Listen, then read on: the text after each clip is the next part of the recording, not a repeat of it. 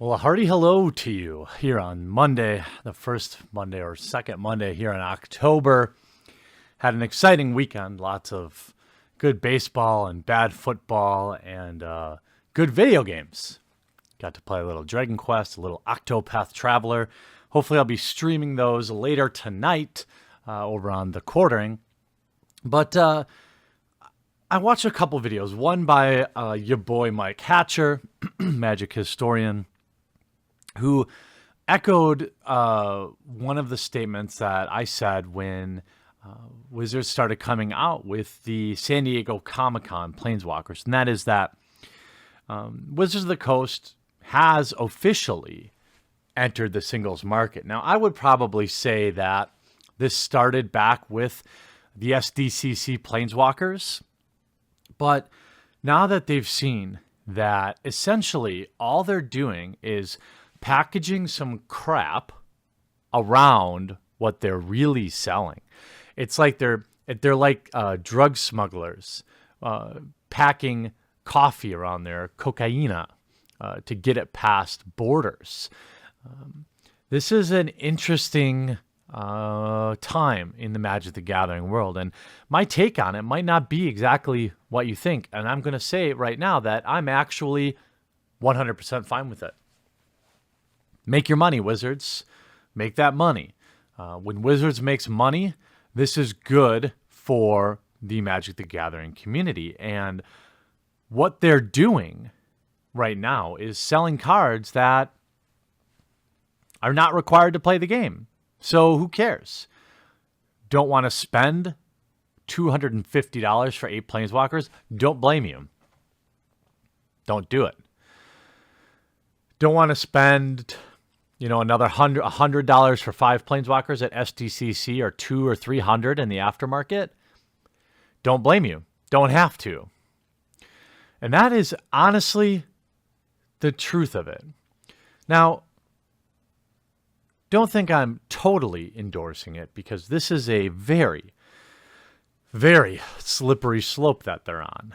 It won't be long until they're tempted to dip into that reserved list, or to be abusing their knowledge of an upcoming standard meta. And what I mean is, they know a year ahead of time, you assume, if their R&D is doing their job, which they're not the greatest at, but they know ahead of time what cards are probably going to be played in standard, and they're going to have more of these products, these ultra high-end, impossible to get, mega ultra profitable products. And make no mistake about it, I highly recommend, if you're asking my opinion, I highly recommend not paying for the Guilds of Ravnica on the secondary market. I believe they'll print more. I believe that they're going to print the Guilds of Ravnica Mythic, more of them.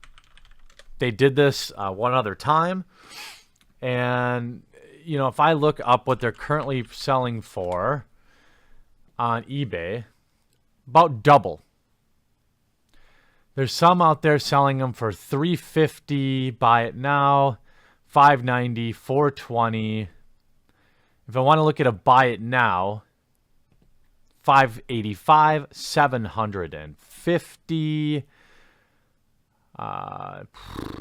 People are parting out the packs, selling for $100 for 3 packs, $650. The price that people are getting are 2 to 3 times. Now, this is what they're asking. That doesn't mean they're getting it.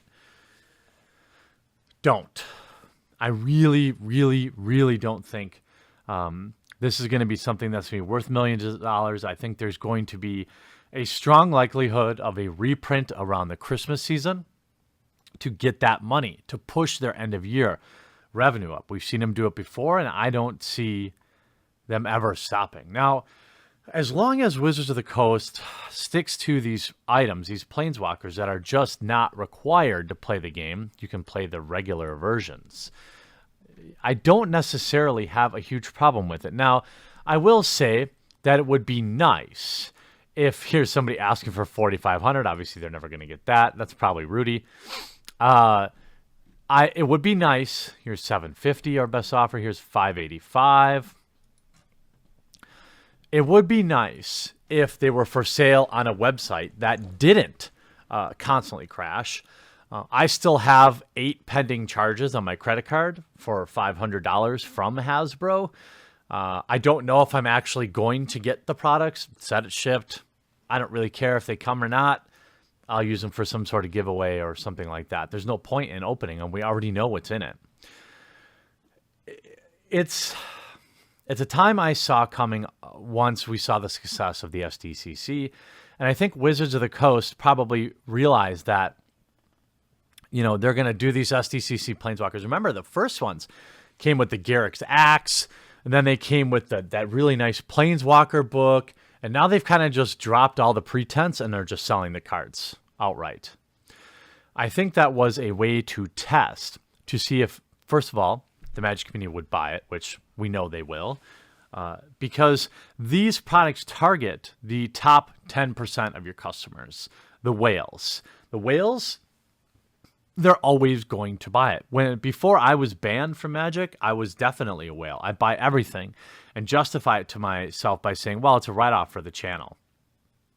But, when you ban a whale, you lose a lot of money. I probably would have bought many, many, many of these through unscrupulous means, but I didn't.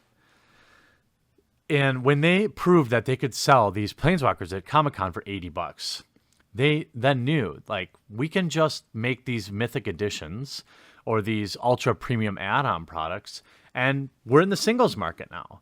Where I'm concerned is if they're going to print unique cards. That's the only problem.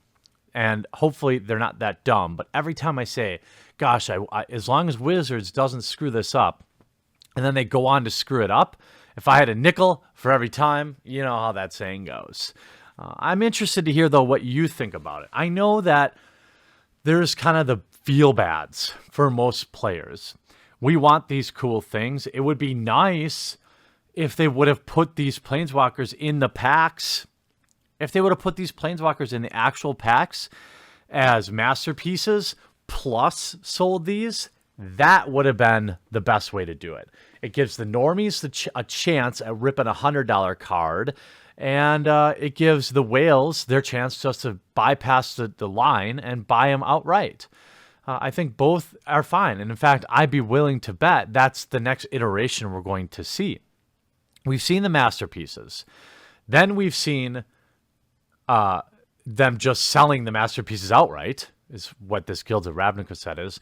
I think the next test we're going to see is both, where you can just buy it outright or you can rip it in a pack. And I think that's probably the fairest to the player base. It will devalue the value. It will devalue the price of these Mythic Edition boxes type things. But look at the way it is.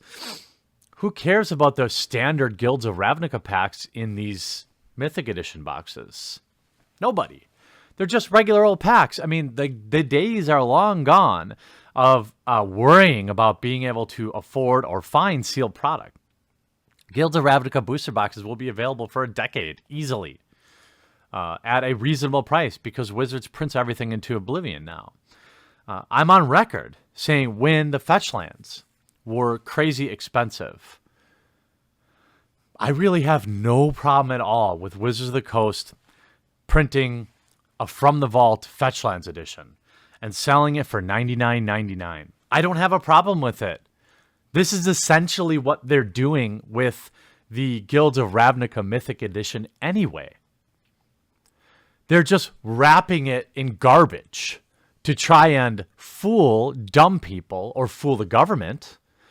Maybe it's the government that they're trying to fool. But they didn't even really add anything. It's some different packaging and some packs you don't need or want. Nobody's going to draft with this. Nobody. I'd be willing to bet less than 5% of people that buy these boxes are actually going to draft with them. There'll be a few. But this is not what they're selling. They're not selling unique draft experience. They're selling the Planeswalkers at an enormous price, $250 for 8 Planeswalkers or whatever the number is. And This is just one step away from just selling the pack. The problem is they know the fans would push back if it was just the pack. They need to wrap it in garbage to get everyone to kind of calm down about it. But I know all of you are smart. You know exactly what this is. They're just selling singles. And if they're going to do this, then go all the way.